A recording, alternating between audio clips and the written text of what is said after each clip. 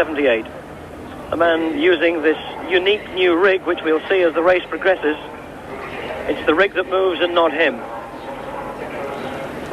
For Great Britain in lane 5, the 31-year-old London lawyer, Christopher Baillieu, our last world champion in the double sculls back in 1977. In lane 1 at the bottom, from Argentina, Ricardo Ibarra. In lane 2, from the USA, John Bigelow. Lane 3, New Zealand, John Alexander. In lane 4, from West Germany, Peter Kolbe, the world champion in 1975-78. British interest is in lane 5 near the top. Christopher Baillieu, the 31-year-old London lawyer. And on his outside, at the very top, in lane 6, from the German Democratic Republic, East Germany, Rüdiger Reicher.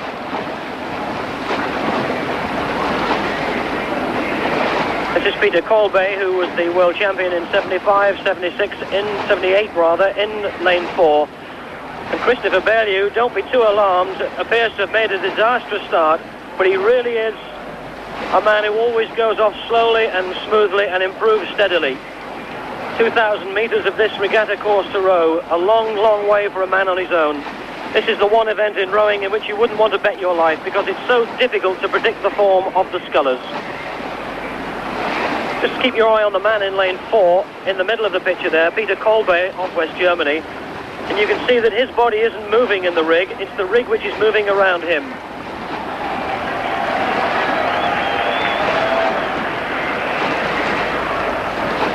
That's Kolbe, who has a lead of about a length at this stage. The theory is that the traditional single sculls stroke is rather inefficient, with the boat almost stopping between strokes. That doesn't happen with this new rig. It keeps the movement much smoother, but the other rowers are not convinced. They feel it's not proven, and there's a suspicion too that it could induce back trouble. But it's Kolbe of West Germany who leads at this stage, with Rüdiger Reicher of East Germany in lane 6 in second place. New Zealand in lane 3 are third. The USA fourth. Great Britain fifth, with 1,500 metres to go. Baillieu striking at about 36. But he's a real individualist, Christopher Baillieu, and many feel that now that he's turned to single sculling, this could well prove to be his best event. Our last world champion in the double sculls in 1977, Baillieu, and a man who already holds 1 gold, 2 silver and 3 bronze medals from world and Olympic competition.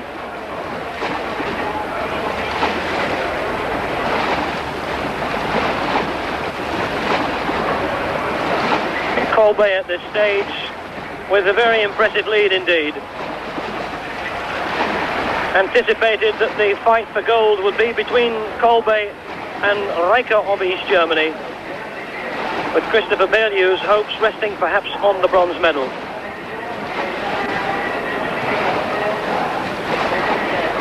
And it's clearly visible there that Kolbe isn't moving and the rig is moving around him.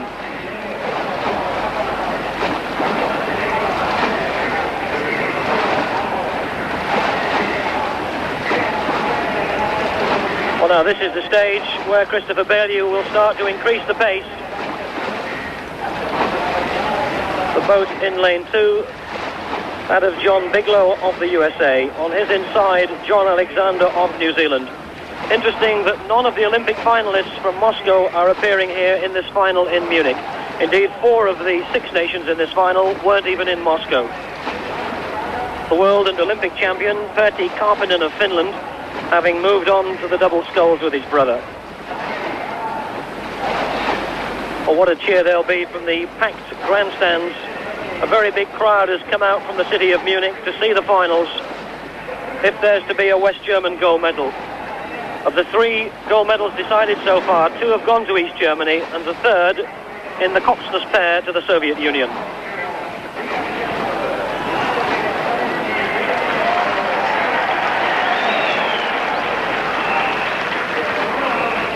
And Christopher Baillieu in lane 5, visibly now beginning to improve. It's still Kolbe of West Germany with a clear lead of a length over Rüdiger Reicher of East Germany. Those 2 well ahead of the chasing pack. And that's the American John Bigelow in lane 2. You can see that there's quite a chop on the water now. although we've been predicting that the wind had died, it stiffened a little. The flags in the grandstand straightening during the last hour or so. Although fortunately it's blowing straight down the course and still doesn't appear to favour any lane.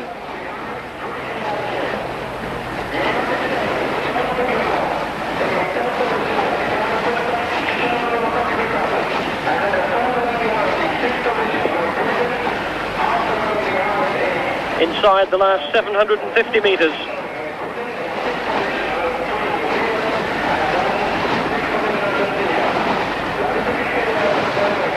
John Alexander of New Zealand with Kolbe of West Germany well in the lead.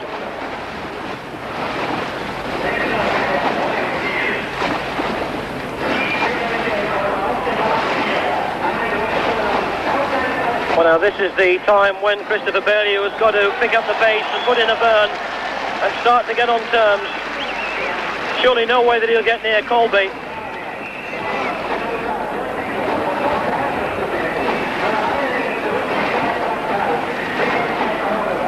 Passing the 500-metre mark. And Christopher Bailey is in fourth place.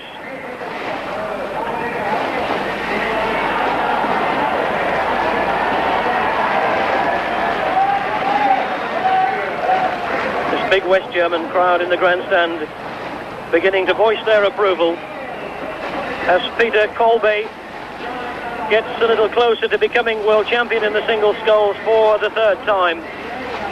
Having won the title in 1975, again in 1978, and being roared on home.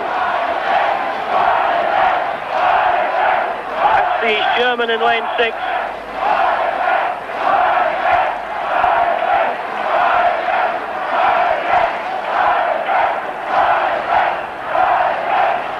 And Bailey isn't really making any impression as they pass now the 250-metre mark.